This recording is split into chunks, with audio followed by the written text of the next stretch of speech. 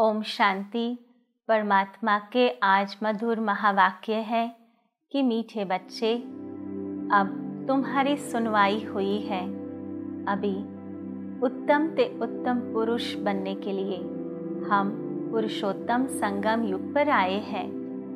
हमारी सुनवाई होना अर्थात हम 63 जन्मों से अर्थात भक्ति जब से आरंभ हुई तब से हम भगवान को पुकारते थे कि हे भगवान आओ और हमें उत्तम बनाओ। हम पतित बन गए हैं, हमें पावन बनाओ। अर्थात उत्तम ते उत्तम पुरुष अर्थात पुरुषोत्तम। इसलिए तो परमात्मा ने इस समय को पुरुषोत्तम कल्याणकारी संगम युग कहा है, जब भगवान आकर हमारी सुनवाई करते हैं, हमारी सारी इच्छाएं पूर्ण करते हैं। हर आत्मा की एक ही तो इच्छा होती है और वह है अपने पूर्णता को प्राप्त करना, अपने पूर्ण स्वरूप का अनुभव करना। और वही कराने परमात्मा स्वयं इस धरा पर आए हैं और हमें श्रीमत दे रहे हैं, पढ़ाई पढ़ा रहे हैं, राजयोग सिखा रहे हैं, जिससे हम आत्माएं उत्तम ते उत्तम पुरुष बन जाए। दूसरी पॉइंट में परमात्मा ने बहुत सुंदर एक प्रश्न पूछा है कि हार और जीत के संबंधित ऐसा कौन सा एक भ्रष्ट कर्म है जो मनुष्य को दुखी करता है। तो उत्तर में परमात्मा ने समझाया, जुआ। इतने सारे मनुष्य आज जुआ खेलते हैं और वह भी भगवान के नाम पर। कहते हैं श्री कृष्ण जी भी तो जुआ खेलते थे। तो इस जुए के कारण हमने शास्त्रों में भी देखा है कितना दुख उठाया है। पांडव जैसे पांडव भी उस समय मति भ्रष्ट हो जाती है और क्या क्या दांव पर लगा बैठे और जुए में हार गए। उसी दृष्टांत से हमें सीखना चाहिए कि स्वयं भगवान भी साथ में हो, परंतु ये ऐसे भ्रष्ट कर्म है जो भगवान की स्मृति भी नहीं आने देती, भगवान का ज्ञान भी उड़ जाता है और जुए में सब कुछ लगा देते हैं। हार जाते हैं, दुखी होते हैं, जीत जाते हैं तो खुश होते हैं, पर वह खुशी भी अल्पकालीन होती है। इसलिए परमात्मा ने हम बच्चों को फरमान दिया है कि ऐसा कोई भी भ्रष्ट कर्म नहीं करना है। हमें तो देवी कर्म करने हैं, क्योंकि हम देवी राजधानी में जाने वाले हैं। तो स्वयं को हमें श्रेष्ठ बनाना है, दिव्य बनाना है। परमात्मा हमारे भंडार भरपूर कर रहे हैं, हमें सर्व खजानों की प्राप्ति करा रहे हैं। तो हम जुआ क्यों खेलें? परमात्मा के बच्चे और जुआ खेले, ये शोभता भी नहीं है। तो हमें ऐसा कोई कर्म नहीं करना है जो हमारे परमात्मा का नाम बदनाम हो। और तीसरी पॉइंट में परमात्मा ने बहुत सुंदर पुरुषार्थ सिखाया। परमात्मा ने कहा कि यह एक एक ज्ञान रत्न जो है वह पद्मों की कमाई जमा कराने वाले हैं, अविनाशी ज्ञान रत्न है। तो हमें यह एक एक ज्ञान रत्नों की वैल्यू रखनी है। यह एक एक रत्न बहुमूल्यवान है, जिसका मूल्य भी हम कभी कर नहीं सकते। तो परमात्मा कहते हैं कि इन ज्ञान रत्नों से अपनी बुद्धि रूपी झोली सदैव भरपूर रखनी है। बुद्धि में ही तो ज्ञान हम धारण करते हैं, और जब हम बुद्धि रूपी झोली ज्ञान रत्नों से भर देते हैं तो संपर्क में आने वाली आत्माओं को भी दान दे सकते हैं। जब हम भरपूर होते हैं तभी तो दूसरों को दे सकते हैं। तो यह ज्ञान रत्नों की कमाई करनी है और सदैव उन रत्नों से भरपूर रखना है अपनी बुद्धि रूपी झोली को। साथ ही साथ परमात्मा ने ये भी कहा कि परमात्मा की यह श्रेष्ठ मत है, श्री श्री की श्रेष्ठ मत है, जिससे हम श्रेष्ठ बन जाते हैं। उसके लिए हमें एक पुरुषार्थ करना है और वह है आत्मा अभिमानी बनने का। देह अभिमान को छोड़ना है, उसको त्याग करने का पूरा पुरुषार्थ करना है। जब हम आत्मा अभिमानी होते हैं तो परमात्मा की शिक्षाओं को सहज रूप से धारण भी कर सकते हैं। परमात्मा को याद करना भी सहज लगता है, परंतु जब देह अभिमान में होते हैं तो बहुत मुश्किल लगता है। तो हमें यह सदैव ध्यान रहे कि हमें श्रेष्ठ मत को जीवन में धारण करना है। चौथी पॉइंट में परमात्मा ने बहुत सुंदर वरदान दिया। परमात्मा ने कहा, मन मना भव की विधि द्वारा बंधनों के बीज को समाप्त करने वाले नष्टो मोहा स्मृतिर स्वरूप भव। हम सभी जानते हैं कि हम आत्माओं के दुख का कारण वह मोह है। मोह का बंधन ऐसा बंधन है जो हमें सदैव दुख देता है। शायद सुख मिल भी जाए तो भी वह अल्पकालीन होता है, परंतु याद रहे मोह विकार है, प्रेम वह गुण है। तो परमात्मा कहते हैं, सर्व आत्माओं से हम स्नेह रखें, प्यार रखें, परंतु मोह नहीं रखें। जहाँ मोह होता है वह बंधन का स्वरूप बन जाता है, और जहाँ बंधन होता है वहाँ दुख अवश्य प्राप्त होता है, क्योंकि आत्मा का मूल स्वभाव निर्बंधन अवस्था है। इसलिए तो कई लोग आत्मा को पंछी की उपमा देते हैं, और पंछी को बंधन में रखो तो उसको कभी पसंद नहीं होता है। तो निर्बंधन उड़ता पंछी आत्मा को सदैव निर्बंधन रहना पसंद है। तो हमें सर्व आत्माओं से स्नेह रखना है, परंतु मोह नहीं। जहाँ मेरापन आता है वहाँ मोह पैदा होता है, परंतु याद रहे हम इस सृष्टि रंगमंच पर सब पार्टधारी हैं, सब अलग अलग पार्ट बजाने आए हैं। जब जिसका पार्ट समाप्त होता है तो वो रंगमंच छोड़ देता है और दूसरे पार्ट को बजाने के लिए चला जाता है। पर जब मोह होता है तो दुख होता है, क्योंकि जहाँ मेरापन है वहाँ एक्सपेक्टेशंस हैं, और जहाँ एक्सपेक्टेशंस हैं वहाँ दर्द ज़रूर होता है। तो हमें यह परमात्मा के महावाक्य याद रखने हैं। स्वयं को सदैव निर्मोही नष्टो मोहा स्मृति स्वरूप में रहना है। देह और देहधारियों से मोह नष्ट करते हुए सदैव इस स्मृति में रहना है कि हम सभी आत्माएं हैं, एक परमात्मा की संतान है, और आपस में हम आत्माओं का ईश्वरीय स्नेह है, प्रेम है। और 5वीं पॉइंट में परमात्मा ने समझाया कि ब्राह्मण जीवन का श्वास उमंग उत्साह है, इसलिए किसी भी परिस्थिति में उमंग उत्साह कम नहीं होना चाहिए। कोई भी कार्य के लिए सबसे महत्वपूर्ण है हमारा उमंग उत्साह। जब उमंग उत्साह ही नहीं होता तो वह कार्य भी नहीं कर पाते।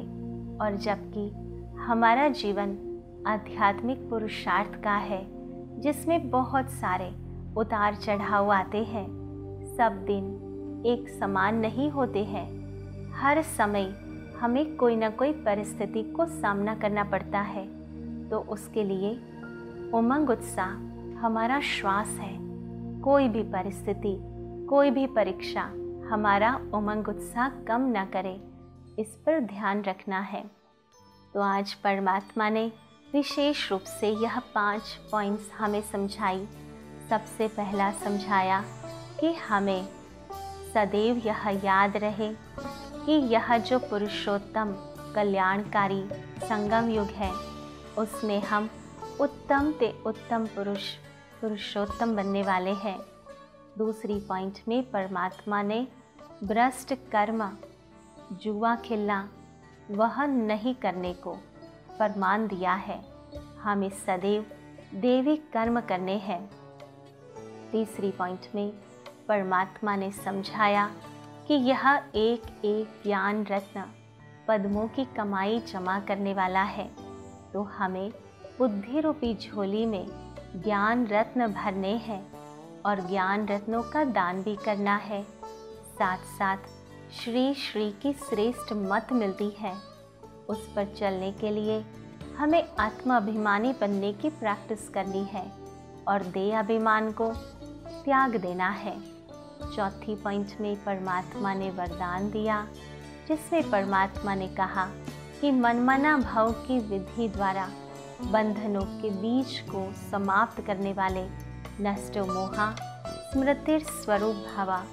और पांचवी पॉइंट में समझाया कि ब्राह्मण जीवन का सांस है, उमंग उत्साह, इसलिए कोई सी भी परिस्थिति में उमंग उत्साह का प्रेशर कम नहीं होने देना है। तो आओ चलते हैं दिव्य अनुभूति करने के लिए। अपने मन और बुद्धि को मेरे संकल्पों के साथ एकाग्र करेंगे और उसे विजुअलाइज करने का प्रयास करेंगे। स्वयं को मस्तिष्क के मध्य में चमकता हुआ दिव्य सितारा विजुअलाइज करो, जहाँ हम सभी तिलक लगाते हैं, वहाँ ज्योति स्वरूप प्रकाश का पुंज विजुअलाइज करो। यही मेरा सत्य स्वरूप है, सतो प्रधान स्वरूप है। मैं आत्मा अभी पुरुषोत्तम बनने वाली हूँ। स्वयं परमात्मा मुझ आत्मा की बुद्धि रूपी झोली ज्ञान रत्नों से भर रहे हैं। परमात्मा का दिव्य ज्ञान मुझ आत्मा को दिव्य कर्म करने की प्रेरणा देता है। परमात्मा ज्ञान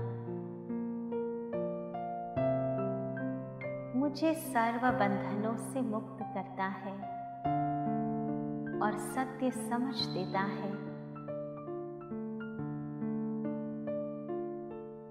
जिनको मैं आज दिन तक मेरा मेरा करती आई, उसकी समझ मिली कि इस संसार में मेरा कोई नहीं, परंतु सब मेरे हैं। अर्थात परमात्मा के बच्चे हम सभी आत्माएं एक परिवार से हैं। सर्व आत्माओं से मेरा स्नेह है, परंतु जहाँ एक दो को हम मेरा मान लेते हैं, तो उस मोह के बंधन में दुखी हो जाते हैं।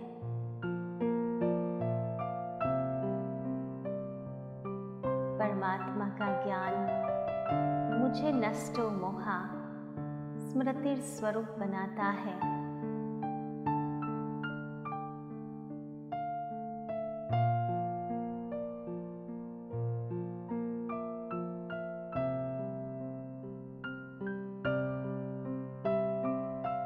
परमात्मा की श्रेष्ठ मत, जिससे मैं आत्मा श्रेष्ठ कर्म करती हूँ।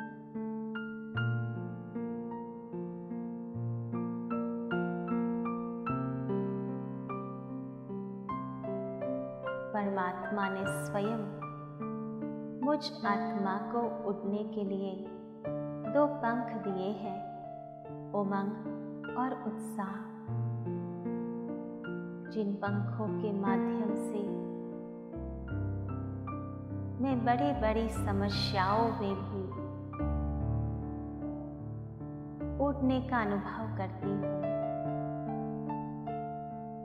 अर्थात बहुत सहज रूप से सारी बातों को क्रॉस कर सकती हूँ।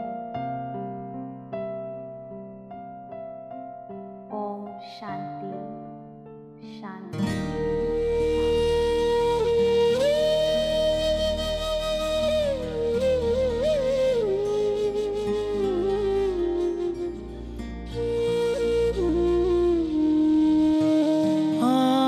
किया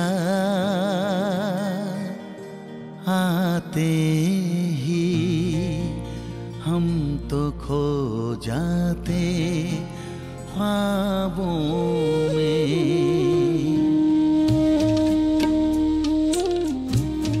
आपकी याद आते ही हम तो खो जाते ख्वाबों में। आपकी याद आते ही हम तो खो जाते ख्वाबों में।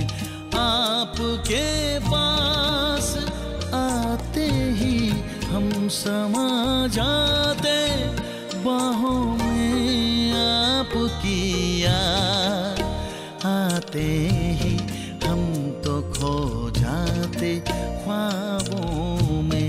आपकी याद, आपकी याद,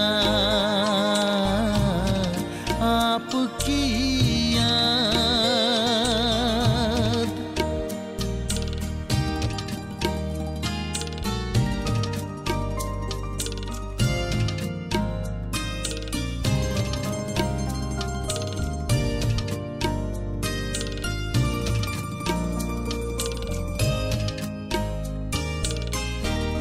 बड़ी मन भावनी मुरली प्रेम से प्राणों को सींचे।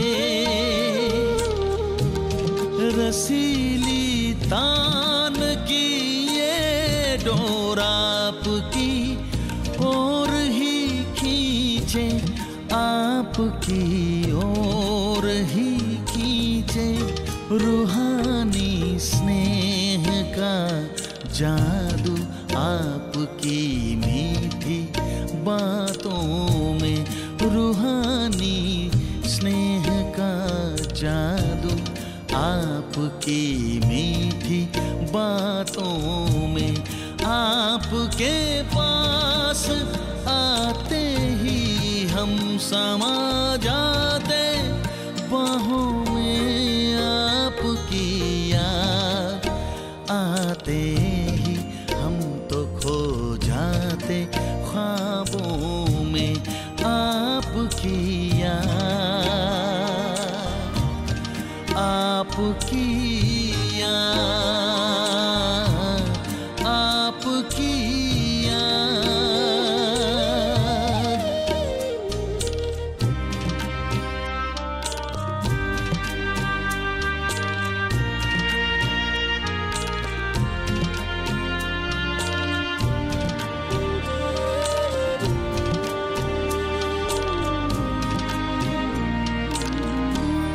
अलौकिक पालना देकर झुलाए संग जो झूले। अतीन्द्रिय सुख भरे वो दिन भुलाए हमको ना भूले। भुलाए हमको ना भूले। महकते फूल हैं अब भी यादों की इन किताबों में। महकते फूल हैं अब भी यादों की इन किताबों में। आपके पास आते ही हम समा जाते बाहों में। आपकी याद आते ही हम तो खो जाते ख्वाबों में। आपकी याद, आपकी याद, आपकी याद, आपकी याद। आपकी याद, आपकी